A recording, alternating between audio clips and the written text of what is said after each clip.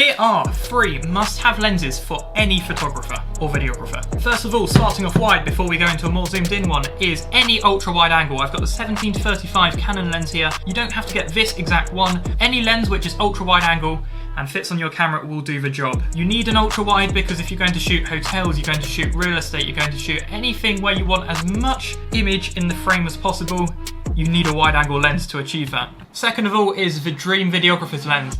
Now, if you're on full frame, you might steer clear of this lens and invest in primes or other lenses, but if you're APS-C, this is absolutely must-have. Even on some Lumix cameras like this, you can use it on. Even though this is full frame, it will crop in and only show the APS-C size of the frame when using this lens, so this is still usable for me. This is the Sigma 18-35 f1.8. Absolutely brilliant lens. If you've got the Blackmagic Cinema cameras, this is absolutely incredible on those. I really want to get one of those cameras one day, but a dream lens for most photographers and videographers. If you are going to stay on a full frame camera, maybe invest in a 35mm lens instead. That will do the job of this one pretty well. You just won't have quite as much focal length. And the last one is having a good, more zoomed in lens. So this is the Lumix 85 f1.8. You can get Canon equivalents, Sony equivalents. You can get any camera brand will do an equivalent of this lens, but this is the 85 f1.8. This allows you to get really, really nice portrait photos and videos of people.